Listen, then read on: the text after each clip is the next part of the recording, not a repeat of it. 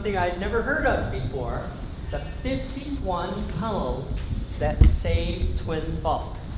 Of course, I only recently discovered that my leaf blower has this little lever that keeps it going, so you don't have to pull the trigger.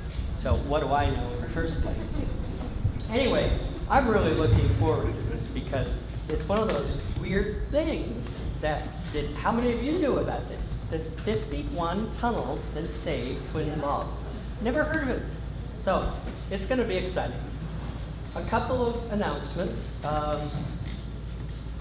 Florence Sun is playing. It's an excellent movie about music, and it's so wonderful. And speaking of music, on Friday, Dick's, the musical, starts.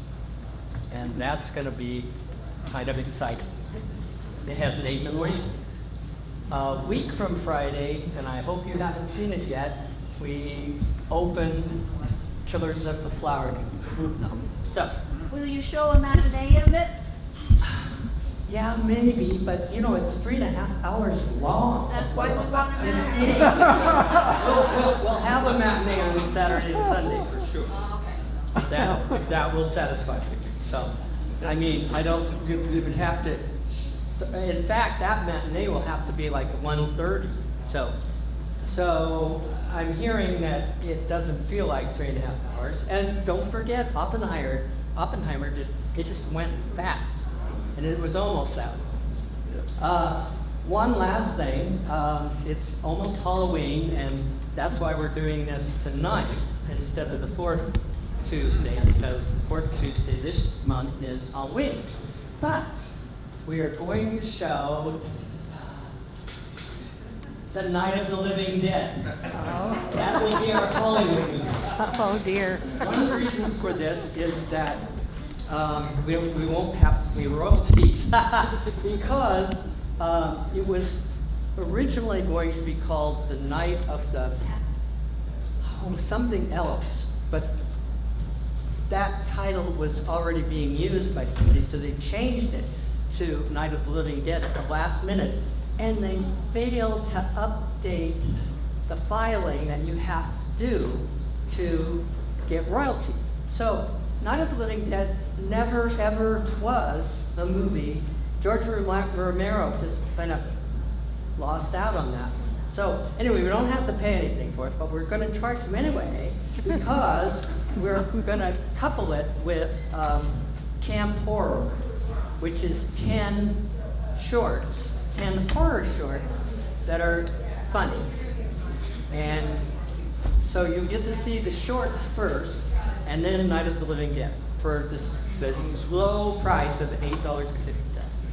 And we're going to show these two on Friday at 9 o'clock, and then on Halloween itself at about 7. So, come and see these movies. Night of the Living Dead is a total cult classic. It changed the way horror movies were made. Prior to that, zombies were the Haitian zombies, and they were like slaves to their masters.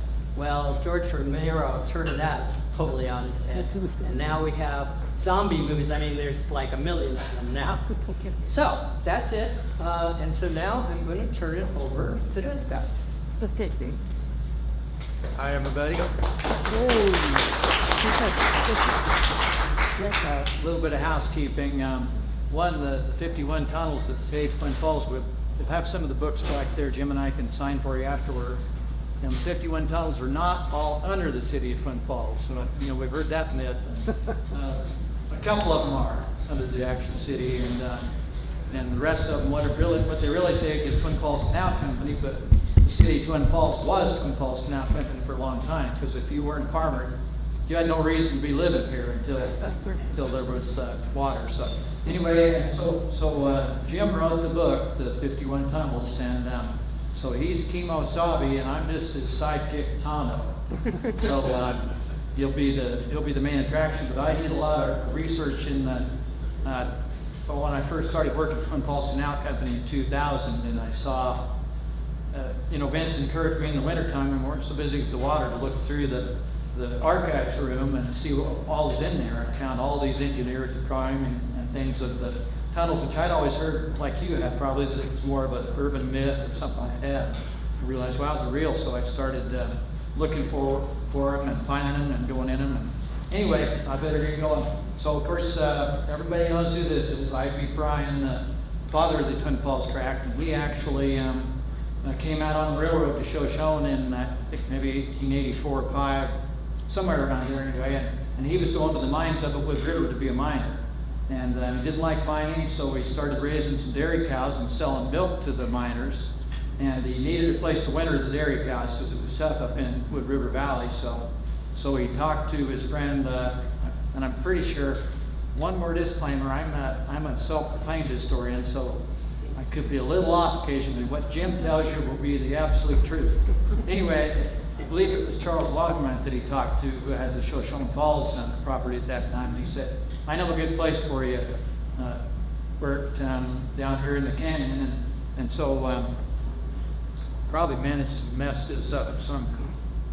Well, yeah. So I.B. Bryan came down to the water and put in the springs down there at Blue Lakes where the country club are now. And he built this grade down, or improved it down. It had been an old Indian trail or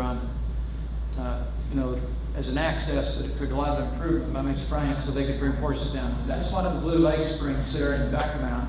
And so that's another interesting thing about this story is the aquifer on the south side was way deep.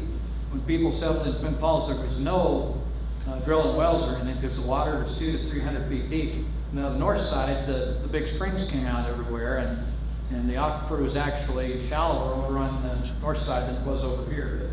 But those springs were always there. They come from the ESTA, the Eastern State Penn Aquifer, water that goes into the ground all the way from Ashton to King Hill, and then comes back out in Hagerman Springs, the American Falls Springs, and thousands of other springs, and all along the Snake River, but mainly the American Falls area, and then from actually Vineyard Lake, the Devil's Trail, and all the springs on down towards Hagerman. So this was the actual grade going down with probably Bryan Stagecoach, I'm guessing. So anyway, he built his ranch. He built his ranch actually planted a lot of apple trees and fruit trees down there on the north side, which that's the grade coming down the north side over there. So this picture is sometime probably after 19. But, Sometime after 1910, because you see here this is the south side of the and Canyon Springs Golf Course would be all these trees on this side, and then the Blue Lakes Country Club is all the trees on the other side. But there was no water on the south side until Brian Tooley ran, starting in 1905 with the canals over. So that was when he was able to plant all his poplars and orchard on the south side. And that also has a bridge going across, which and Jim talks about in the book, but for other later, Brian came out many years later, in sometime after 1905 or somewhere around there, helped his brother, and he designed that bridge then. This Brian built across. Now, when in that first stagecoach picture, that was probably going across on a ferry. Both I.B. Bryan ran there until he built the bridge. Anyway, he had a beautiful place there, but he wanted to have all the land above the development. Here it is on the computer, but it's changed that. There it is. Anyway, so he built his home there on Alphates Creek, which was there prior to any of the canals. It probably ran a lot more once the north side canal was built. And I don't know what hole that is, 14 or something like that. Maybe somebody knows, but it's still a hole where you can ride up from about where his house is and head up towards the clubhouse. Okay, so these guys are actually then the founders of the track. I mean, Mr. Bryan was the brain. He decided he wanted neighbors up above. He found the spot at Milner for the dam and started organizing investors. And these are probably definitely three of the main investors. Frank Buell on the right was the real investor that made the Twin Falls track work. So he was a multi-millionaire. And this was Carriac project, so there was no federal money involved. The Bureau of Reclamation wasn't until a couple years later. So this is in 1904, And the biggest hurdle for the canal system across the Rock Creek out south of Kimberly, about 3 miles. So that's Parian, Peter Kimberly, or Frank Buell on the right, Peter Kimberly sitting down in front of him, Walter Fire behind him, and then the guy on the left is one of the engineers that designed Mill and Dam. His name was Schuler, I think J.D. Schuler or something like that. But the other interesting thing about this, remember I told you there was no aquifer on the south side. If you look at this spot today, those canyon walls are solid, willows and dogwoods and just water coming out of them. Rock Creek was just a dry desert canyon until started irrigating, starting in 1905 on all the land above. Then the aquifer rose and it started coming out of the walls of Rock Creek. So now anywhere you go on Rock Creek, there's water coming out. It's a perennial stream. But historically, Rock Creek ran like crazy in the spring, and then very little by late summer. And by this time, remember the early LDS pioneers, Crockett's and others had settled Rock Creek up above where the Highline Canal went through. So they covered all of Rock Creek anyway, all summer. This early settlers were Rossies and Larsons and Crockett's primarily. So anyway, they started, they built Miller Dam, they raised the dam. They only had to raise the water 45 feet to get the water out of Miller Dam, whereas if you tried to build a dam down here, you have to raise it 500 feet to get it out. So it was a good place to build the dam. It's where the canyon really starts, Plankton and Burley. And they started irrigating the cropland in 1905. I think about 30,000 acres that first year, but by 1910, there were 180,000 acres under irrigation. So that's 90% of all the acres store now. There's a little over 200,000 now. So the farmers were pouring 1 million acre feet of water every year out onto the soil.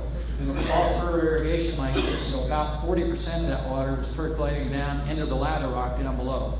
And everybody just thought, well, that'll just go into that ladder rock and we'll never see it again. It'd come out down in the canyon. And then, of course, those are horse-drawn quarter gates. So I mean, that's as straight as a horse can walk. Today they've got, I ride, but I don't farm anymore, but I still live on the farm and I ride with the farmers now. And I didn't have GPS on my tractors. They can start anywhere and just let go of the steering wheel and it will drive perfectly straight through us. Okay, so the aquifer started rising, and this is one of the first evidence of it. So this calls an upper arrow up there. That's the Dry Box Canyon that was purchased by a guy named John Durkee in about 1909. Shoshone Falls Hotel is still very good on the right side of the falls. Well, that burned down, I think, in 1910? 1914. 1914, so this is somewhere around 1909, 1910. But Mr. Durkee bought this Dry Box Canyon, but there was a spring starting to come out of the canyon wall by 1910 there because of all the irrigation going up above. So he thought that's great. He would plant some peach and apple trees. Another picture, the same thing, just a little closer. You see the shed, the apple. You see now a row of trees. Well, that's had to be a spring that's coming out near one of those hidden lakes back behind. And then by about 1920, the whole lake subsided and the water rose, and it became Durkee's Lake. So 1926 was the last year that he raised the orchard where the lake was, and they picked all their peaches and apples with the rowboat. It worked out pretty good. Worked out pretty good for Mr. Durkee because he made a lot more money selling picnics and boat rides and all that kind of stuff. He had the best recreation site in the valley at the time, and he kept that. I think Durkee family kept that until 1970 something, and then they sold it to the city of Twin Falls, which was a real, it's amazing the city of Twin Falls would easily be, Tezos or some other billionaire that would have bought it. Yeah. Anyway, so it was a great deal for John Durkee that the aquifer was coming up, and Durkee's Lake is still 180 feet or so below the canyon rim, so it was, the aquifer was in that area. But by 1914, this was A.C. Boone had a farm out south of Twin Falls where the Lamb Weston plant is now approximately there, and over towards the Gulf was big. And by 1914 in the winter, the water was just coming up into his fields everywhere, and he couldn't he couldn't farm them anymore because it just became swamp, and he had a couple hundred acres that were doing this. So he called in the state reclamation engineer, and they came out and decided that we got a problem. We got seawater coming up in your fields. It's not one that's going into the ladder rock, and some of it's escaping to the Snake River, but they were pouring on 1 million acre-feet a year, and only a couple 100,000 could escape through the canyon walls. For some reason, the canyon walls are much tighter on this side of the canyon than they are on the north side, where you could put unlimited amounts of water over there and it would never come up and flood the ground. So they decided, well, we'll just dig some trenches and put in drainage tiles, and that should solve the problem. And I think originally the canal company denied all responsibility. They said, well, that's just a local problem, Mr. Boone, you're going to have to fix it. So they tried digging trenches, and of course, just hand that trenches. There wasn't track goes or anything like it. Trenching equipment by 1914. And so the swamp area is back there at the back of the picture, and they dug this trench and thought, well, if we just dig a trench out in the swamp, it will drain it. Well, that didn't work either.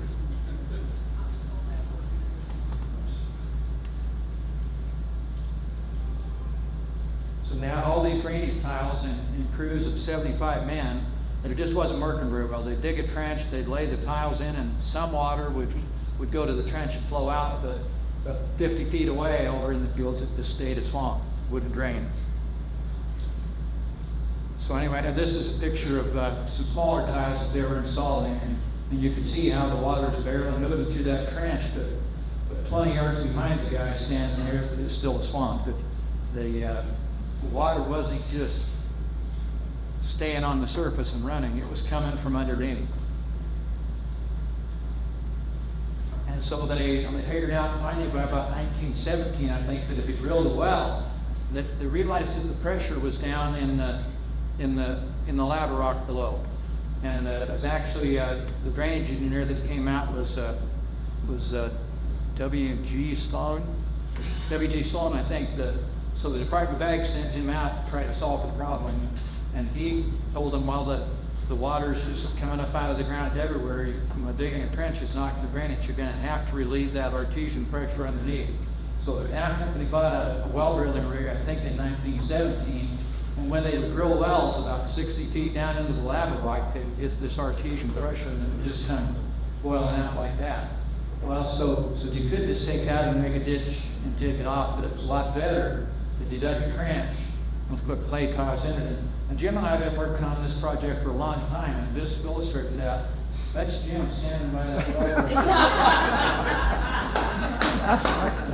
well. Oh. So I believe it. technique that they figured out was that you could dig trench stirrers and drill wells beside it that the water would come out through, and then you would elbow that well up into a clay tile and keep the water down 4 or 5 feet below the surface, as deep as you could trench. And by that time, that was probably dug with some kind of a, antique, what we would call antique now track boat.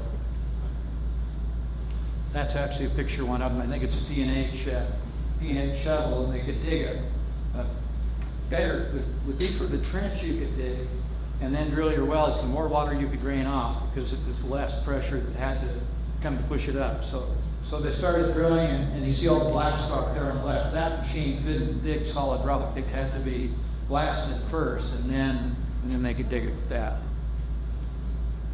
And this is a picture of the blasting crew, and this is the way, they had gasoline powered romantic kerosene at time, I don't know, that run an air compressor, and they had these essentially air powered jackhammers, just like you see people use today, essentially to drill the holes, and then they pack them full of dynamite and ballast. And this is it's really hard to move that P&H shovel around, so they weren't going to move it just to set off a couple dynamite charges. They just left it there and become a bunch of rocks set through the roof every time it comes. So remember, this is usually a swampy area where they're doing these trenches, so that P&H shovel has steel tracks, so they can't walk through a swamp. They had to lay timbers ahead of it, so a crew laid the timbers to get it out there, and they pick them up from behind and move them. So everything was backbreaking work. These were, they fertile cover times and now. And it looks like they're, the rain gold to see how high they could throw rocks. Jim and I have read some stories of talked to a couple of my farmers out there that their parents were around when this flash was happening, and I know they hated the canal because it was this blasting would go on for months, several blasts a day, and cows wouldn't milk, the chickens wouldn't lay, and the rocks were flying all over the fields. It wasn't a popular deal, but and it had to get rid of that water. And then again, the deeper into the trenches start with, more water. So you dig a deep trench first, then drill your well. More water could come out of that well. It didn't have. If the water only had to lift this side, you get more water, but then you had to lift it this on once it came out of the lateral. So then they started these deep trenches, and were able to drain a lot more water. And so this was working pretty well, but it took hundreds of miles of these drainage tiles in the trenches because this problem was just spreading all over the place. And never up towards the Highline Canal, but always down in the lower country. Just the water from the high line goes into the ground, and the low line goes into the ground, and it's all flowing downhill. The underground water moves very similar to how the water on the surface does. It moves essentially from southeast to northwest through the whole Twin Falls tract here. So they kind of knew which direction it was going, but they had no way to stop it other than we could try to get it to drain off down at the low spot. So after about 1924, a manager named Burton Smith decided we got to try something different. This is breaking this, doing these hundreds of miles of drain lines, and they could only drain maybe 20 acres at a time. So they sent Al Peters, who was a long-time manager, started in the late 40s, I think. He was a young man in 1924, and they sent him and a couple other guys down into Rock Creek Canyon and drill some deep holes into the side of the canyon wall, and packed some dynamite in there and blasted it. So they drilled in about 20 feet, full of dynamite, and blew it, and the water started pouring out of that. It was essentially a small tunnel that they'd made. So Burton Smith, the manager, got the canal board out there and said, I think we've got something that we can drain a lot lower into the aquifer, which means it'll drain a lot more ground. So the tunneling system was born, and they tunneled that.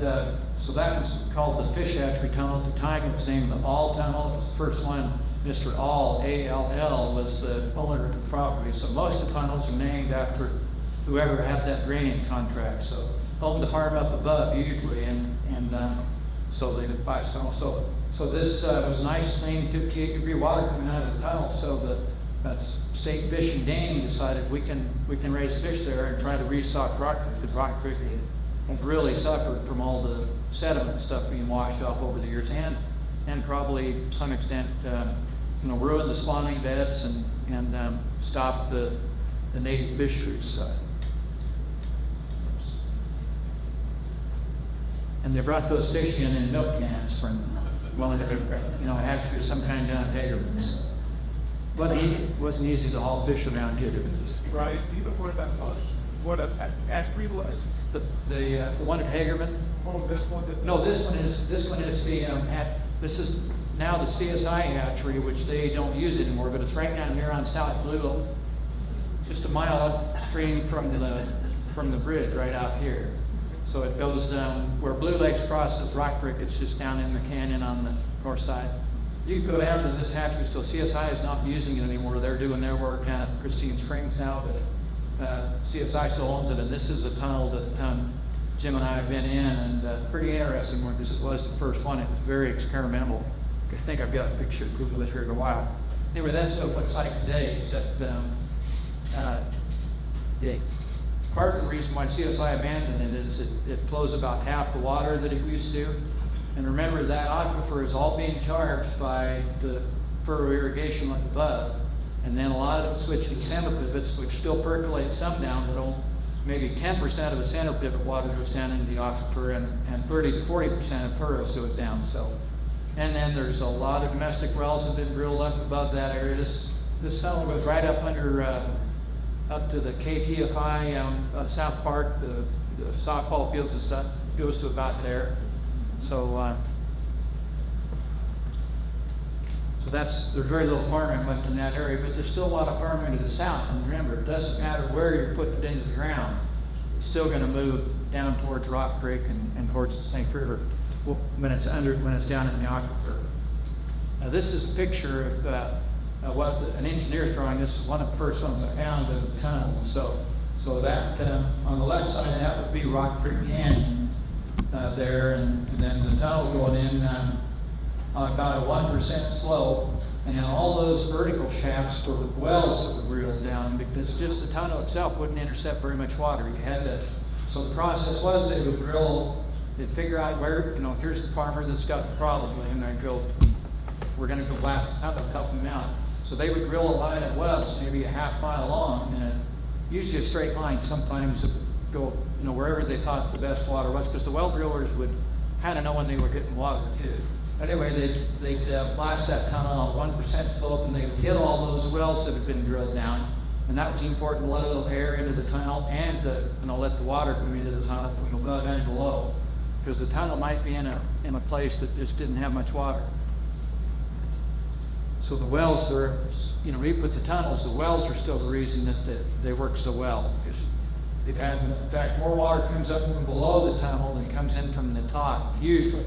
That's the Herman Tunnel that's over here on Rock Creek also. The fish hatchery tunnel, most of the water seems to come out of the wells from the top first. Some of the other tunnels, it seems to come out from the bottom. Okay, this is a picture.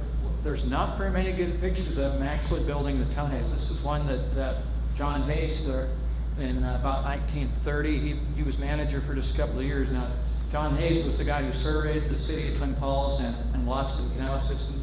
And he has a statue down over here on Main Avenue that commons. So anyway, he did an article for DuPont magazine because the town company was a big buyer of dynamite. So DuPont featured an article for John Hayes. He bought all kinds of dynamite. Anyway, so that tunnel is the Tolbert Tunnel. It's over here. Below the county park, otherwise below the old hospital, about a mile below. That's the word for a desertation that I'll show you in a minute. That was lasted about 5 feet wide, 6 feet high, and then they put the tracks in, and you can see water coming out. This tunnel probably didn't go very far at the time, because that's maybe 1 or 2 CFS coming out of that tunnel.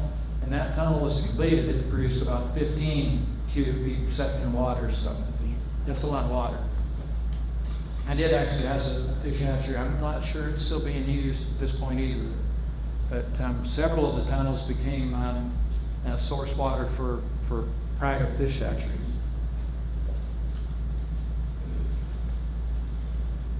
Okay, so this is, you can see the compressor sitting there right in the left kind of center, and the tunnels going into the canyon wall, and that's all the rock that they're hauling out. So they bring the track out, and you remember you saw that track kind of kicker. Saw that track take a right turn as you came out of the tunnel.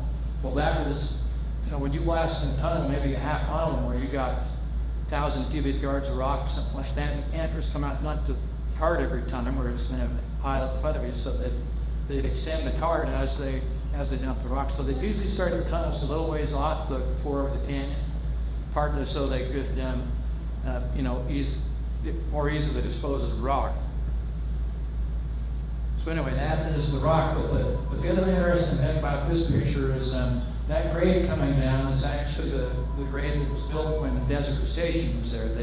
This was a place on the Kelton to Boise Road, and what else was it called? Anyway, it was a stage road where a stagecoach is coming from Kelton, Utah, going to Boise, and so they would. They could get water at the Stricker site out there on Rock Creek, and then they could get water where the sugar factory is, and that was where a lot of the wagon crossing crossed from crossed to the south side of Rock Creek, and they see on the south side of it. But they could get water here, and then there was no more water until they got down to Cedar Drive area, where they go down into the canyon and cross on Clark's area. Oh, one other thing about that, just to show you how much this alley changed, this is about 1930. Does anybody know what that butte in the background is on the right-hand side? Skeleton? That is actually part of a butte. Oh. So that's just north of the Jerome Golf Course. You know, you see that butte with the big mansion across like, well, you know, if you try to look from this side to there now, you aren't gonna see any of it, because there's, you know, thousands of trees have been planted. I mean, trees were just scattered here and there, and where you could see a long ways that in those days. I puzzled over that quite a while, finding it out there. I mean, yeah, that's part of a muse.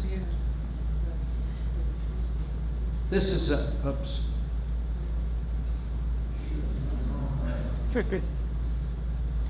Well, this was more modern. They had to go back in and do some repair work on it. All the tunnels still work, but they had to do some repair work. Occasionally there'd be a cave in or something behind, and so they, this one they blasted a seed shaft down to clear a cave in out of the tunnel. I think this is actually the Cox tunnel over by Buell that goes into B grade. But they also extended the tunnel, and a lot of times you leave here later on, rather than have to push the cart all the way out to the end, they could put in a tunnel halfway down that they could bring. And so this was pulled out probably by a tractor, or not the old methods. The original methods, it was two guys pushing a cart in, two guys pushing that loaded cart back out. So you had to have that 1% solo. It's too steep. And this is tunnel contract. This was actually developed by Ledger Crane also. And so it shows all the, so this was a Charles Stevens that had this contract on the, I believe it's called, the cart? The 9 tunnels, down by Black Bear Corner, if anybody knows what that is, where Highway 30 makes the right angle bend when you come out of Buell. Anyway, so he did, on this one, the stations there, and you don't have to read this, but he did about 90 feet in this month of work. And so we got theoretically $750 a foot. So it would have been some $678 is what it should have been. But then they now come and they would deduct all of his virgin stock, but ran into rails, buying my carbide for headlights, so he got paid $93 for that. and so he had to pay the two guys that were doing the drilling and blasting and running the cars, and then try to make a profit out of that. So I think it was usually about $2 a day for what they called the muckers and trammers, the guys who would drill and blast and push the carts in and out, and then That's a lot of money. yeah, and then there'd be a foreman who made $3 an hour if he was running that compressor and Where did making. they get command to come in and do this? Well, a lot of this was done, the date on that is March 2nd of 1937. A lot of it was, so in 1924, times were still preach, but then, as we got into the Depression, when they were doing a lot of the tunnel work, and they got a lot of the crews had some, you need to read the book to get a lot of the detail with the WPA, was it? Right. Works Progress Administration. Most of it was called the CWA, and the WPA was late coming. That was in 1935. So, but anyway, Yeah. I was going to say, and I don't want to interrupt in what you're doing there, Brian, but a lot of these people were actually hired from other mining areas. They'd go up to Haley, they would go like to Price, Utah, and so forth, where other mining had been done, and these guys had the mining skills, so we used them. Anyway, yeah, it was hard work, but your other options were, if you were farm labor or up above, you were just, pulling weeds and digging ditch all day, and freezing all winter, and at least in the tunnel, it was always 58 degrees all winter. You had to work in the water, you had to be, and men like to blow things up and stuff. So blasting was a fun thing. This is, so speaking of that, this is the Thorpe Tunnel. This one comes out right under the 17th fairway of the municipal golf course. Comes into Rock Creek, well, just across the canyon from the old hospital, but under the municipal golf course. And so the guy on the left there was a foreman named Jack Sorensen. This was 1931 or 2, I think, when finish this storm tunnel. And they always measured the water coming out, because if it was in a place where they could redivert it for farmers, that became a real bonus. In fact, the canal company was actually able to develop more acres down towards Buell by recapturing water, but this one they couldn't, because once it went into Rock Creek, they had no way economically at the time to get the water out of Rock Creek and be used. All the ones to go into Cedar Draw, Deep Creek, Mud Creek, and numerous other coulees, they were able to reuse a lot of it. But that was really valuable, as farmers always want more water.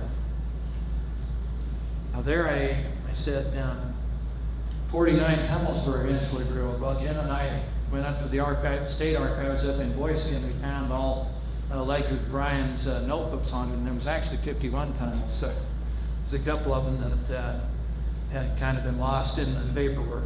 So what do they do now? Do they still work? And this is that same one that comes under the municipal golf course, except now there's trees and dogwoods and all that. This captured for Daydream Ranch. So that Daydream Ranch down in the canyon there for fishing ponds and those kind of things.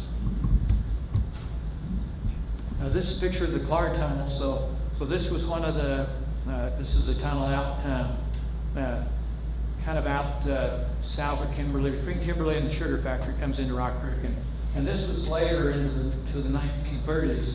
And they could last a really nice rectangular tunnels, 6 feet high, 5 feet wide. And because it became really important for those drillers and blasters to make a real uniform tunnel, because they got paid by the linear foot.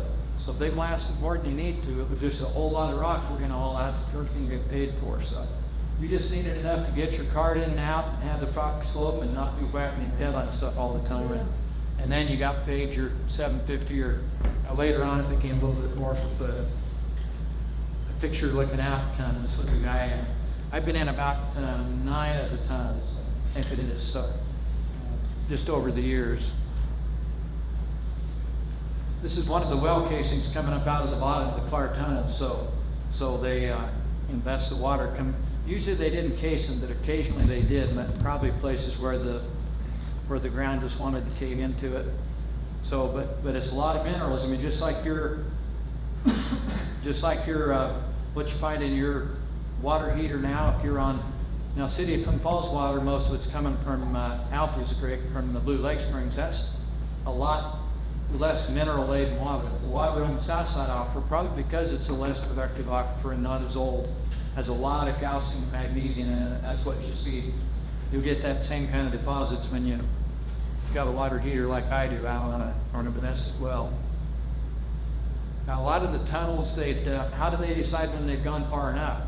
Well, this is the end of the Clark Tunnel, and when you're first going in the Clark Tunnel, you hear this roar, and there's just little water comes out here, little water there, and then you get to the very end, and you see why the roar is. They hit, I guess you call it the mother lode of water, so they hit a well there that was gushing water, and the farmers said that, the farmer up above it, his land was a swamp, and when they would hit the right spot, that field above would just go, and it just drained, and in a couple of days the field would be drained. That's how they decided, okay, the canal company said, no, if we drain your field, you're not working anymore. And the contractors didn't like that. They wanted to keep drilling and blasting because they were, making much money, but there wasn't many jobs in 1936. So sometimes they tried to keep going, and canal company had to go shut them down. Okay, so here's Kemosabe right here. Jim had never been in one of the tunnels until, now I probably shouldn't say that. I don't really know what Kemosabe means, so maybe it's a word now that's not politically correct. Hopefully it means really important to God. So anyway, so remember how I showed you the Clark Tunnel was 4x6? Well, this was the Kushak Tunnel, where we all tunnel, the very first one. So they didn't have the formula really right, and we did it 12 feet tall in places and 20 feet wide, and then it's this tall in places. They just drilled and did a whole bunch of blasting and just hoped that it worked out. And also you'll see some in this tunnel, particularly out at the end, that method where they would drill the wells first and then hit them with the tunnel was really important, because you come in afterwards and try to drill a well down, and there's a place to do in the fall tunnel, you can see this, and it collapses the top of the tunnel when you these were the pounding type well rigs, so you need to drill your well first. When you if you drill the well nice and straight, the line of wells nice and straight, those tunnelers could get it perfectly straight. And I don't know, I suppose Ledger Brian or somebody set up transit and I'm sure they were staying on trying to choose. If we're in that bar tunnel a quarter of a mile, you can see out as straight as narrow, and you see that that light at the end of the tunnel. So I think I'm going to. I mean, I could go on all day on this. A lot of the other tunnels, but it's time to get to.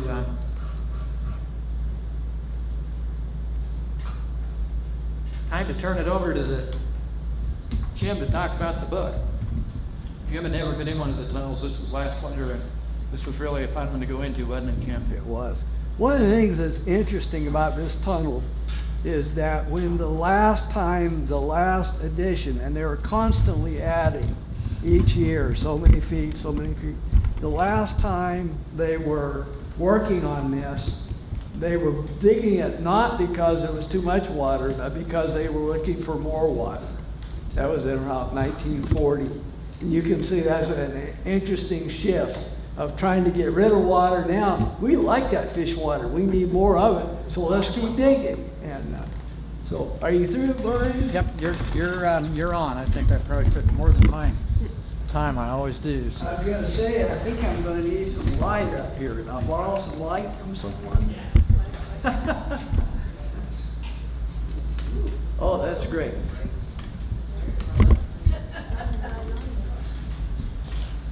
I've learned the College of Hard Knocks over the years that when I need to quit, I'm writing down. So at 9:15, Jim, I'm going to move you over just a little bit that way. I can do that over. oh, okay.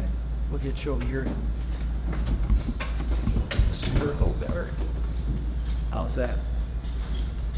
Well, you know, the reality is that you get historians going, and you need some clear ending times. There to my clear ending time.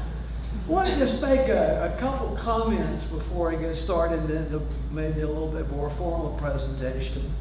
And that is that my first encounter with tunnels, in terms of use tunnels, was at the Twin Falls County Historical Society Museum when Brian made the presentation.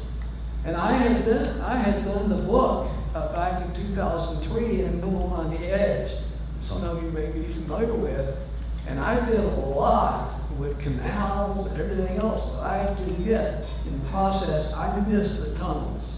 And so it's been great to get to know Brian, and we, I think, complemented each other pretty well in working this project. I'm kind of claustrophobic. I don't have any desire to hang out in the tunnels too much beyond this video. You know, I'm more going to the paperwork and analyzing the tunnels rather than spending a lot of time looking at them. But anyway, one of the things that I think is so important is I wanted to mention the full title of this book, because it's a long title, and the second part I don't think it's mentioned very often, and yet I think it's a very important part. And that is the 51 tunnels that saved Twin Falls, and in colon, Twin Falls Canal Company's bold solution to a big drainage surprise. And that gives the Twin Falls Canal Company the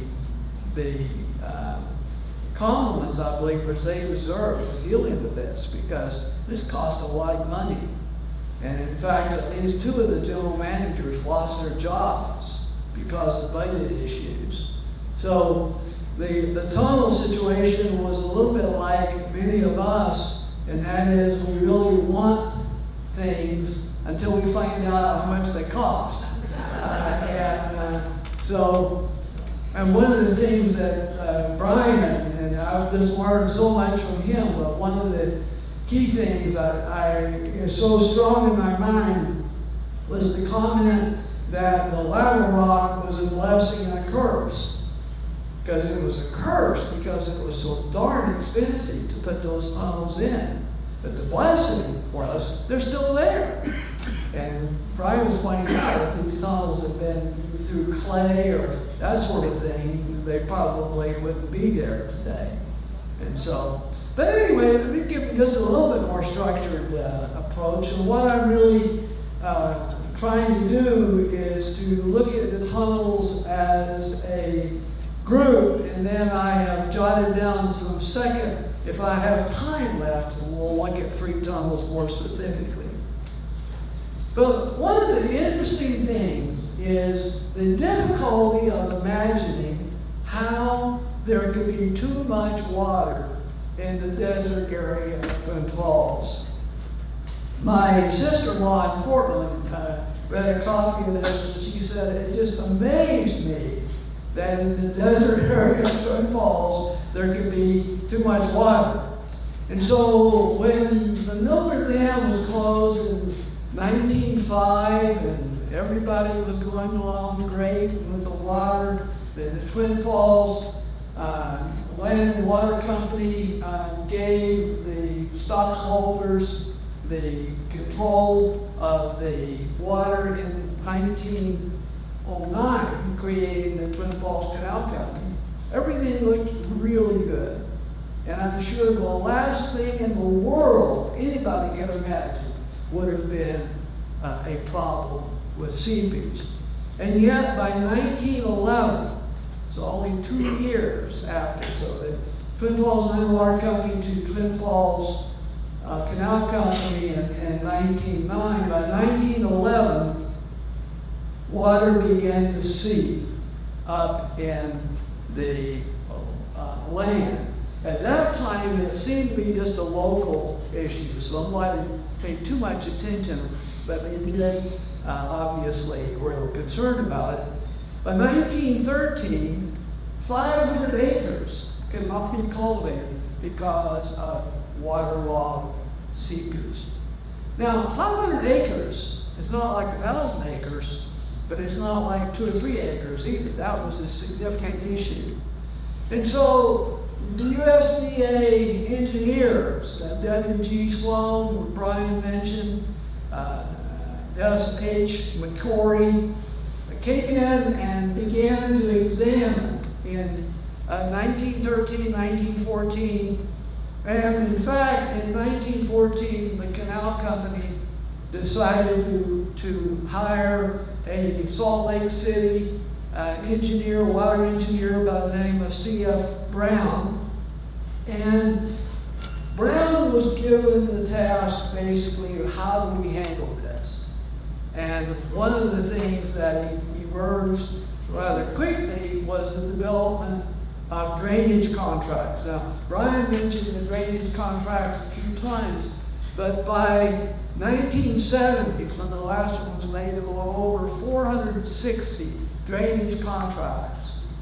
And this was so important in terms of creating a partnership between the landowner on the one hand and the canal company on the other. Of course, the canal company needed to cover its tracks in terms of not accepting liability, but also made genuine efforts. And for those of you who read the book, you'll find that each tunnel, except for 1 or 2 exceptions, has a drainage contract much earlier. So the first drainage contract was in April of 1914. Ultimately, and Brian gave pictures and did a great job on this, so I don't really say much about it, but ultimately the tiles simply didn't work. It dug the ditches, but the water did not flow. It was stagnant. So they put in tiles, they still had the same problem, although I do think it's important to realize, and Brian and I have talked about that before, that we can give the idea that the tunnel solved all of the problems, but you still have tile, that's used, and so it's a real dilemma. So anyway, the decision was to work with the canal company and the individual farmers and and made contracts with them to work on drainage. What happened basically is that the tiles and the ditches simply did not get the job done. And it became pretty obvious that one of the problems was there needed to be a steep slope for the water to run down. So if it's relatively level, it just sits there. And how are you going to get that good slope? There's the trick. So in 1924, you have the emergence of this first model, which is in the fish factory tunnel, or CSI until recently was using that tunnel. And the problem was, of course, it cost a lot of money to build these tunnels. So even while they started building the tunnels in the late 20s, they were still looking with the idea of large machinery. There was one machine that's called a roof dredger, and they hoped that by using that they would be able to not have to spend so much money on tunnels.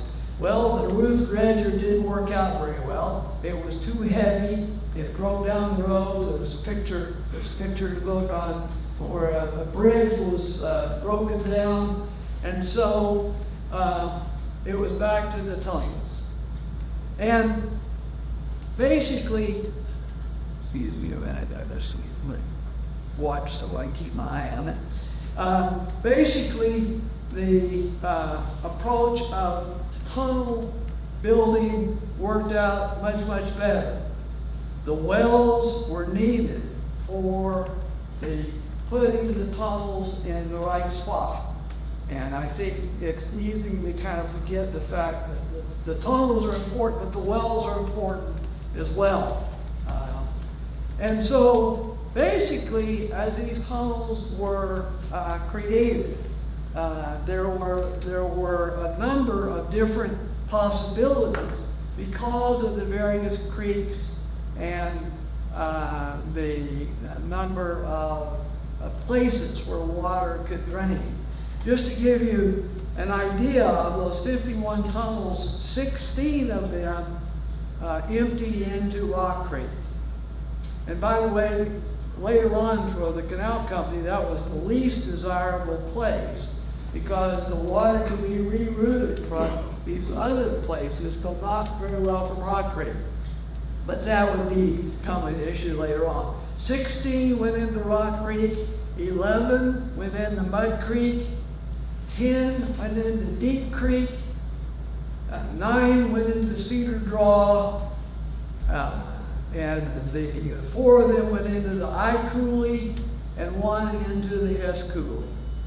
So when you think about it, all that water ultimately is going in the same river, but it's going into it from different directions.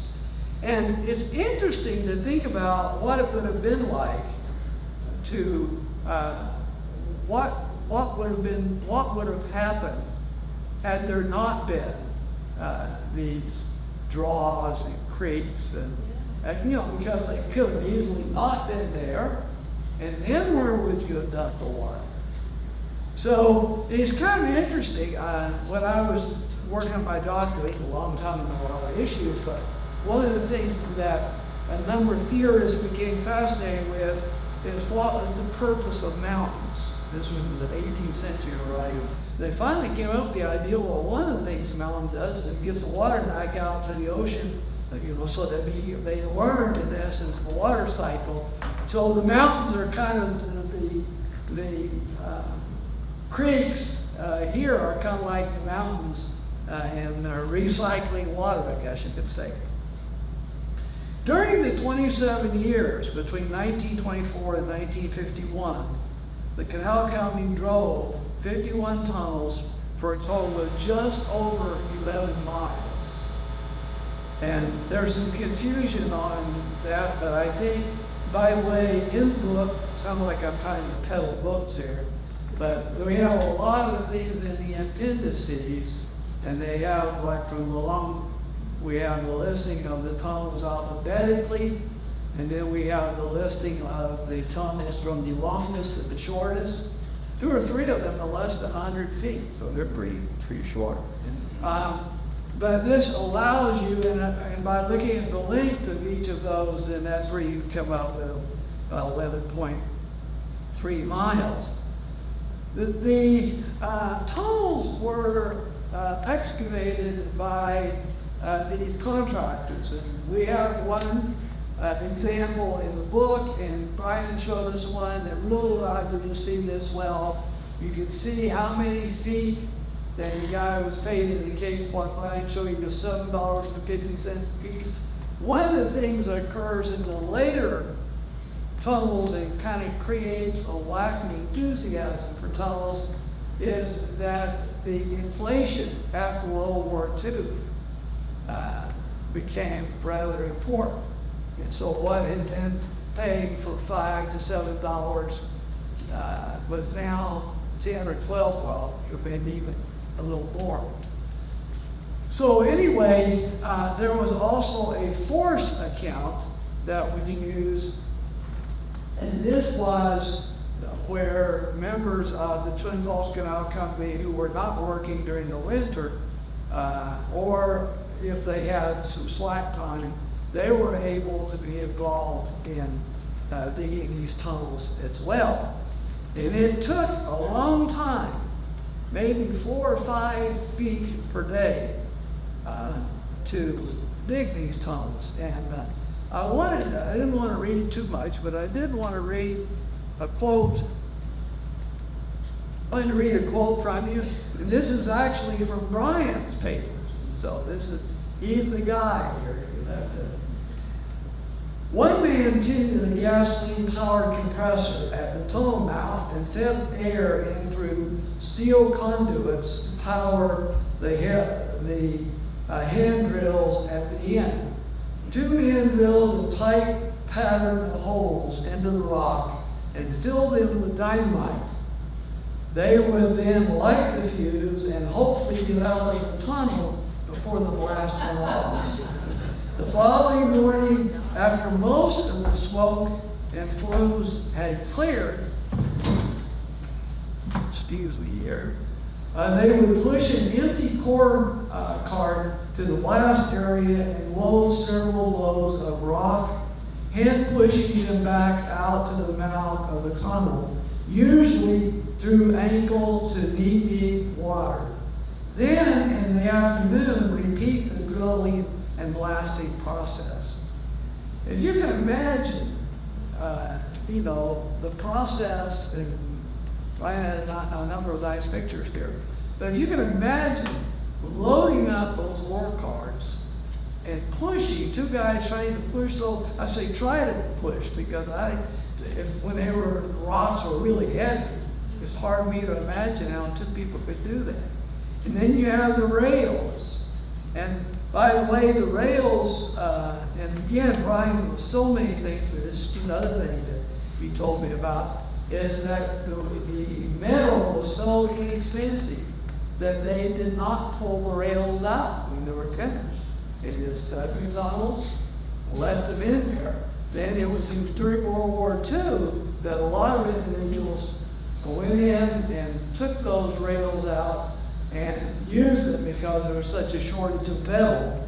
And I thought that was really a fascinating story as well in terms of just the logistics of making that work.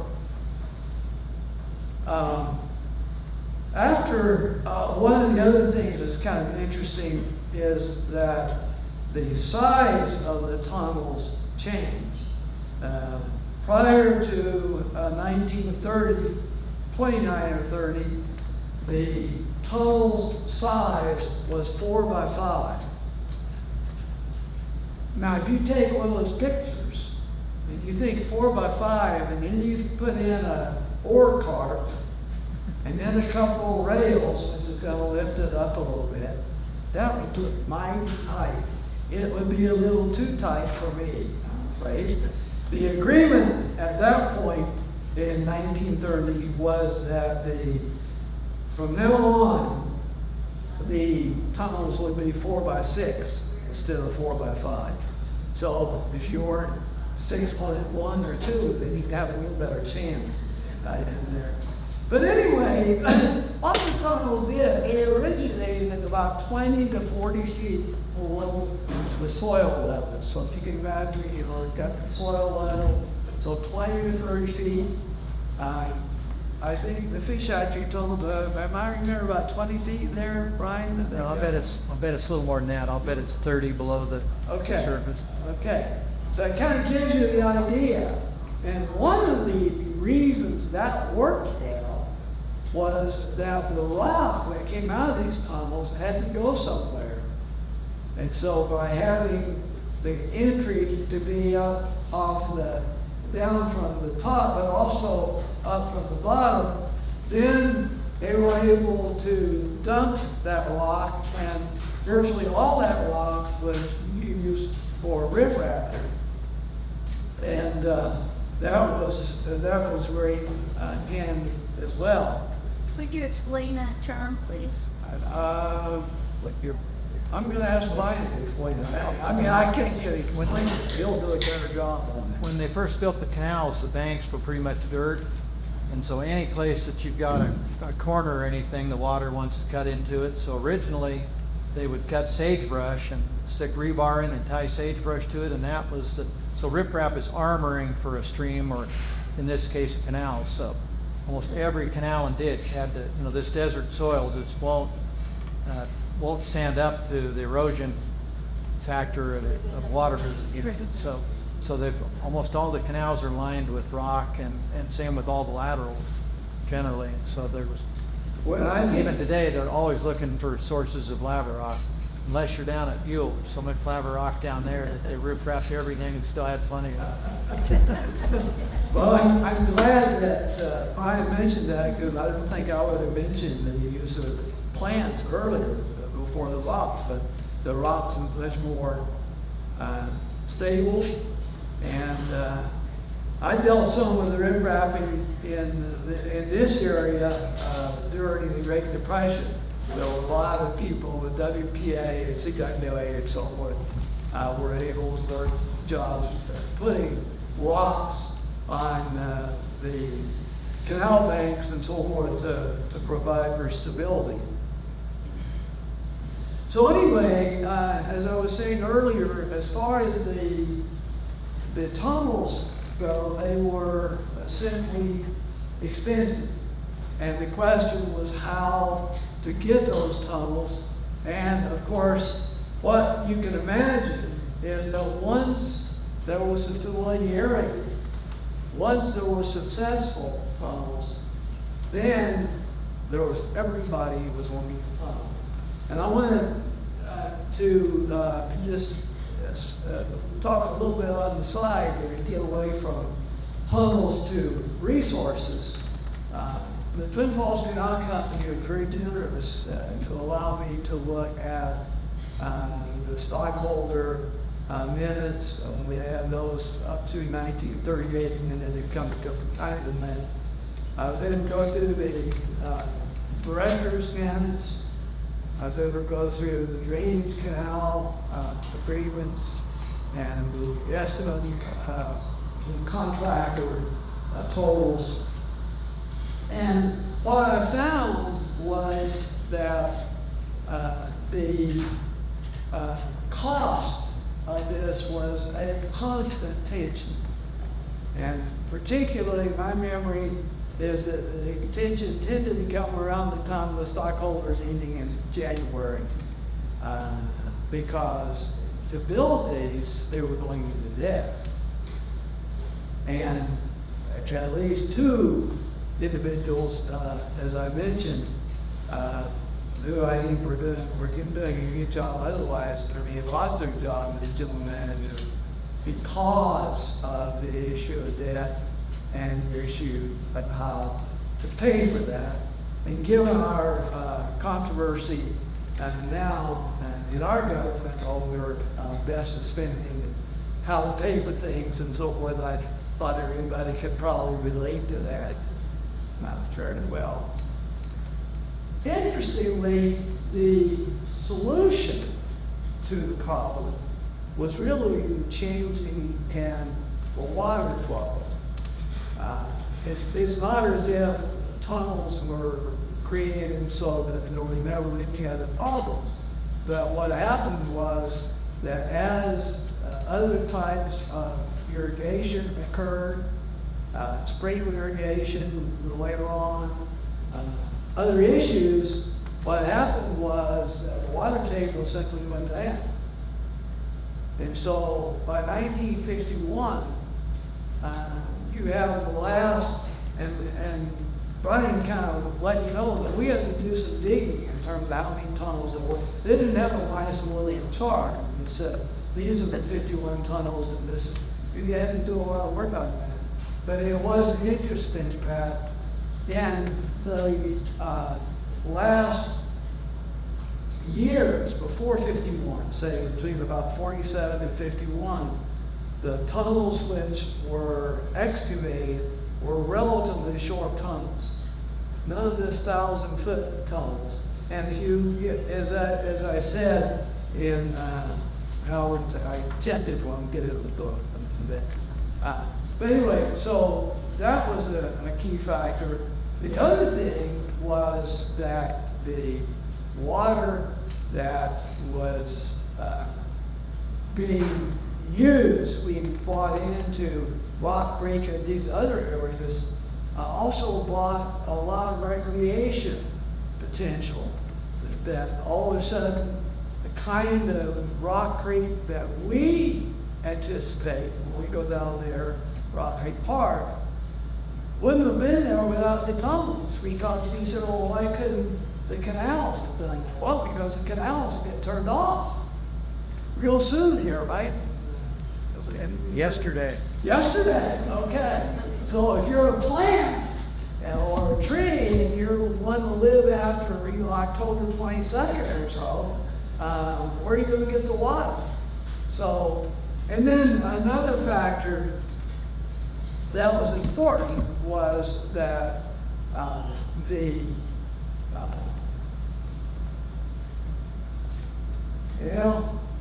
must have been a senior moment. That was waiting. That one wanted to crawl off like me so well. Oh, the fact that the water is turned off so that the water during the winter and so forth, or the spring, is very dependent on the tunnel water. And when you figure there were 16 tunnels done to use the Rock Creek, that's a lot of water. You should. Wanted to take just a few minutes to mention 3 of the tunnels. I was trying to think of what can I do with tunnels. There's so many of them, and each one has a kind of a personality of its own. And so I wanted to share with you on 3 of them, and then we'll look at questions you may have. The first one, which I noted, was the fish hatchery tunnel, and I didn't know that Troy was going to have this picture here up here, but that gets to be a bit much there. But anyway, the fish hatchery tunnel was blasted several times. So they just kept adding to it and adding to it. And the last thing, it is in 1940, but what really struck in my mind is that the last time they were going after it, they weren't trying to get rid of excess water, they were trying to accumulate some more water to feed those fish. The fish hatchery tunnel is now 1,828 feet in length, and it was contracted out initially, and there were different contractors at different times. So just to give you an idea, the first contractor was the Jones brothers. And I had a lot of people ask me, what about the everyday workers? I could find nothing relating to the everyday workers. We've got the contractors, and it was like the Jones brothers, and that's it. Very, very little in terms of, there were some people who died from accidents, and those are mentioned, and I can get a little bit of background on those individuals' social obituaries. But as far as the average worker out there, I really was not able to find resources. In the all tunnel was experimented with by Walter R. Preedy, and CSI named the fish hatchery the Free Fish Hatchery. This is where it's closed down. But Preedy had been interested in sports fishing, and there was a lot of material on that. The temperature of the water was about 58 degrees, and that was wonderful for the fish. And the Orchulera tunnel is the second one I'm going to mention. This was the longest one, 7,655.6 feet. And I'll tell you, as I was going through these year by year reports, and they just kept adding on to the Orchulera. The Orchulera tunnel wasn't doing the job, hadn't expanded out. The Orchulera tunnel actually goes near the Harrison School. So if you think about it, near the Harrison School, and it is entrance or exit, however you want to see it, is the rockery. That tells you something about how long the Orchulera tunnel is. And the Orchulera tunnel was named after the Orchulera subdivision. So Brian was mentioned, there's one or two of the tunnels which is under the city. Orchulera with Surfer Peak, one of those. What, did I say Harrison School? Yeah. That's what I meant to say. Okay, you have to watch me sometime. An interesting one, because it is so atypical, is the Independent Meat Tunnel. It was less than 100 feet long. No contractor was given. In fact, there was no paperwork on that tunnel in the records, which I will show you. On these others, you can take the estimated to contractor, you can follow along very well, but the Independent Meat tunnel, there was no records on it. It was begun in June the 1st, 1938, and took about a month to complete. So that's why it was not terribly documented, I guess. One thing that's interesting in terms of local interest is Ryan mentioning the Florence boys enjoyed playing in that tunnel, and they thought it was longer than the sheep. When you're a little kid, you go back and see things, and they look different. Even they do. Probably with a flashlight that didn't work. About half the time. Yeah. It's been a real interesting project for me. As I said, this is something I know very little about. And without Ryan's help, I don't know what I would have done. Because there's just a lot of specific information that relates to that you don't pick up in other things. But I think I'll quit there and see if we have some questions. Why don't you come out and join me, Brian? When Betty asked me another question on rip wrapping, I want to make sure they hear a couple of my rear recordings. Yeah. Did Brian and the others ever consider giving up?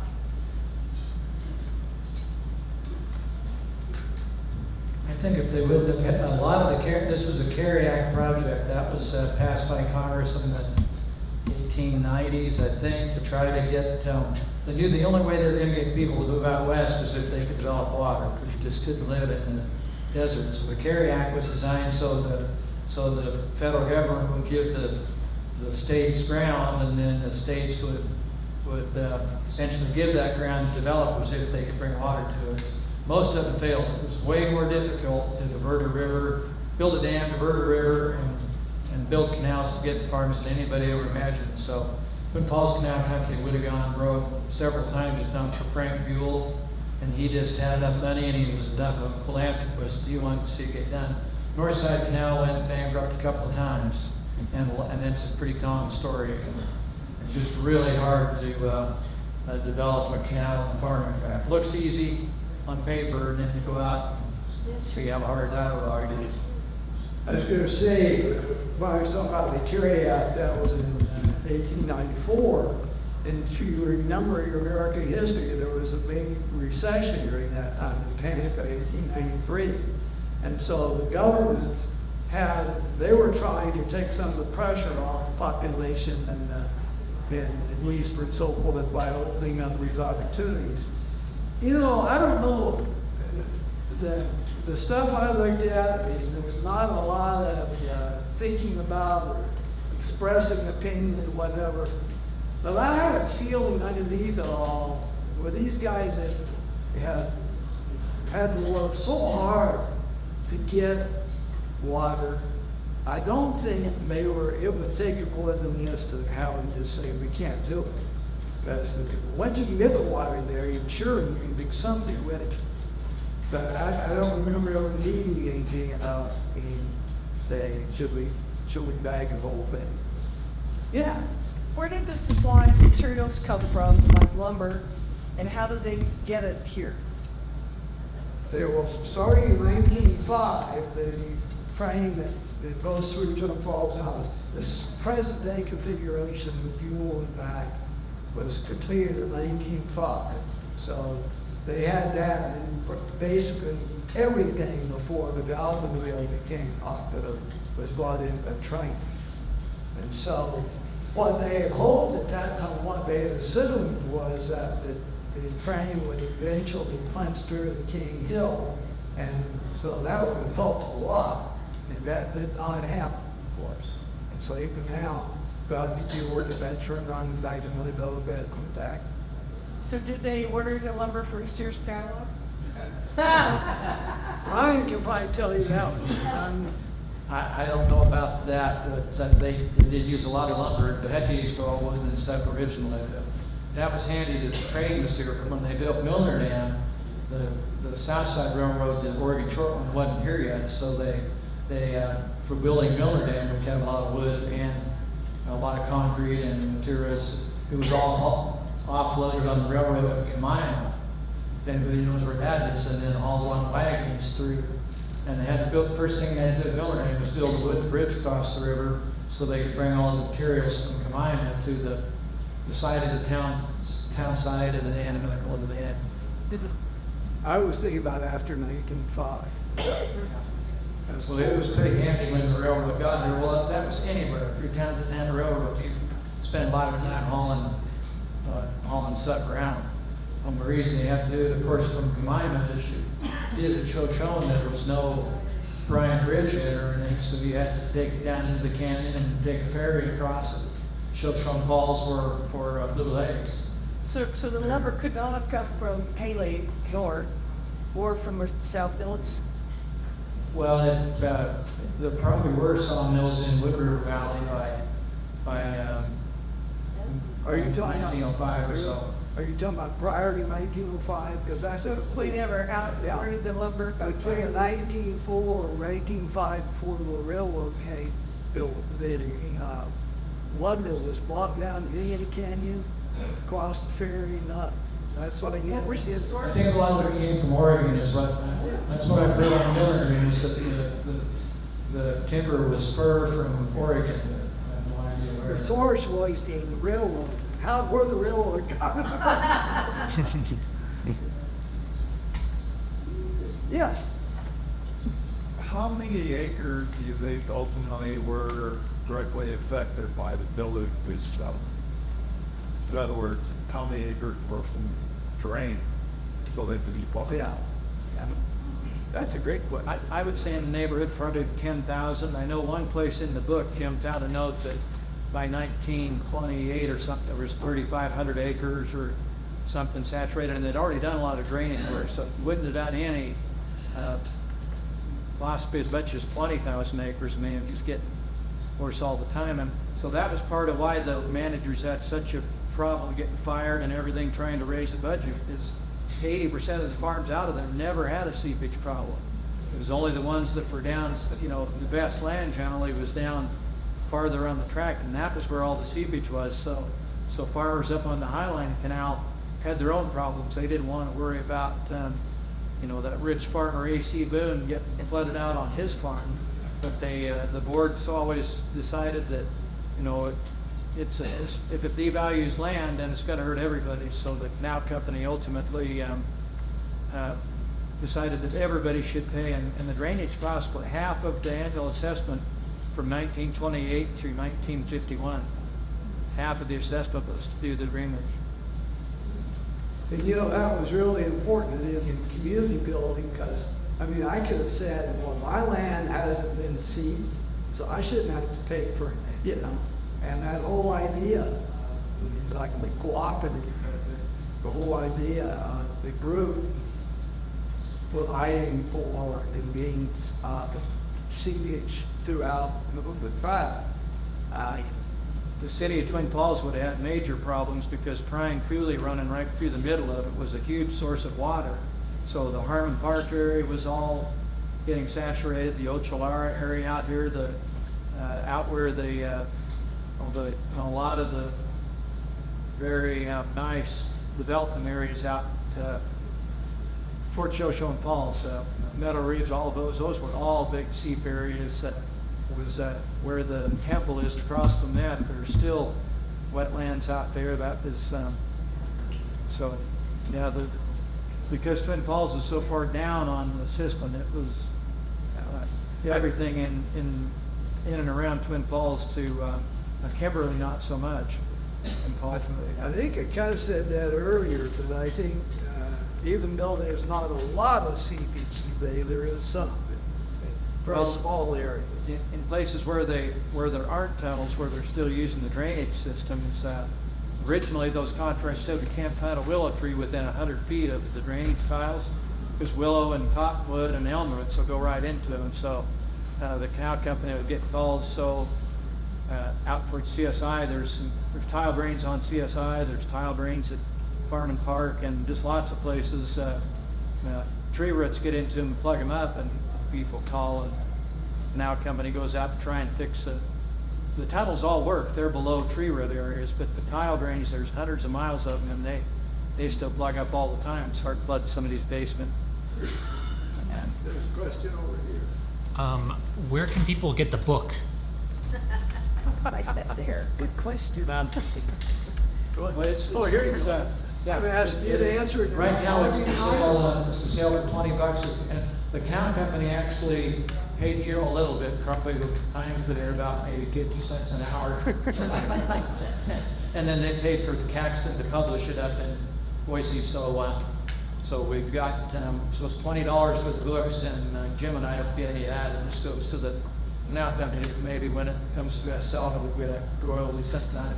Yeah, you can get it. No, we just thought the information needed, so the canal company or the Herrick Museum have which to say a mound, or you can, Jim and I always carry some in my trunk, so. whenever we do a talk, we'll take some and we'll sign them for people, so. Yeah. here. Yes. How many tunnels are built on the south side of this Rock Creek, on Rock Creek? There's only 2 of them that go into Rock Creek that come from the north. There's Clar and Ocholara. All the others are on the south side. There's above the fish hatchery, there's 2 or 3 on Amalgamated's ground, and South Blue Lakes area. Then South Park has a tunnel under it. Then the Lamb West and Potato Plant has a tunnel under it. The golf course has a tunnel under it. The Dead Man's Gulch, when we talked about there being 16 into Rock Creek, that includes Dead Man's Gulch, if any of you know where that is.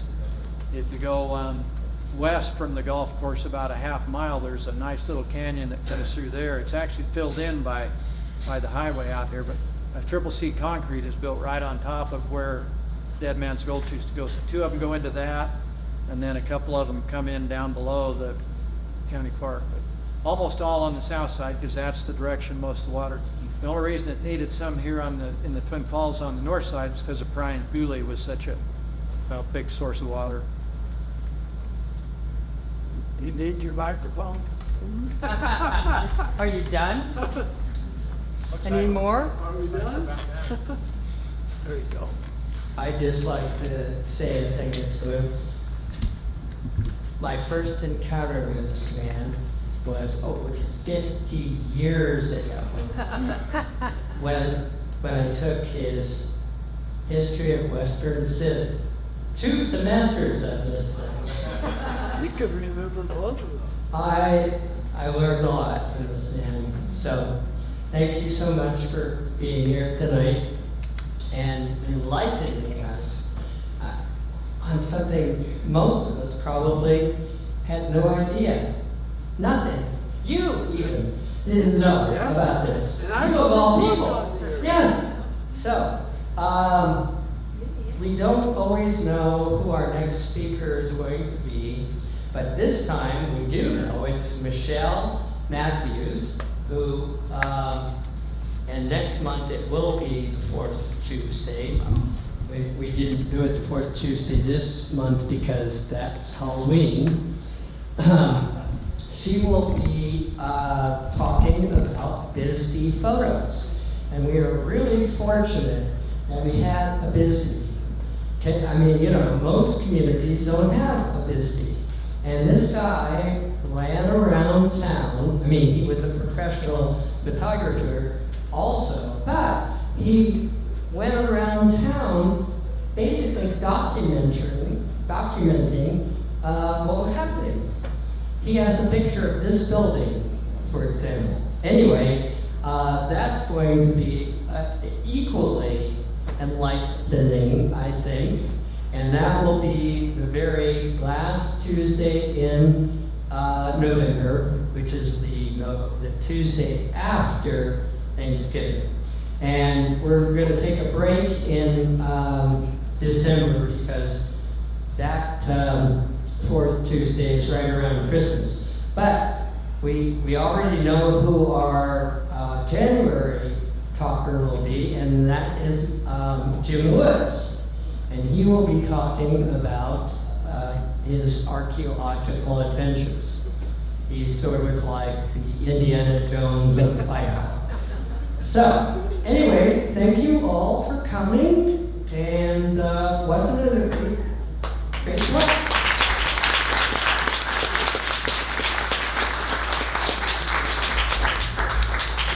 I must say, when Dave was my Western Civ class, and you're saying, I'm going to be 78 in a few days, and I was 23 when you started to see this. So I will say one thing, my memory is not as good as it was. Okay. Oh, and buy the book. We have copies. And he'll sign them. That's right. Brian sells all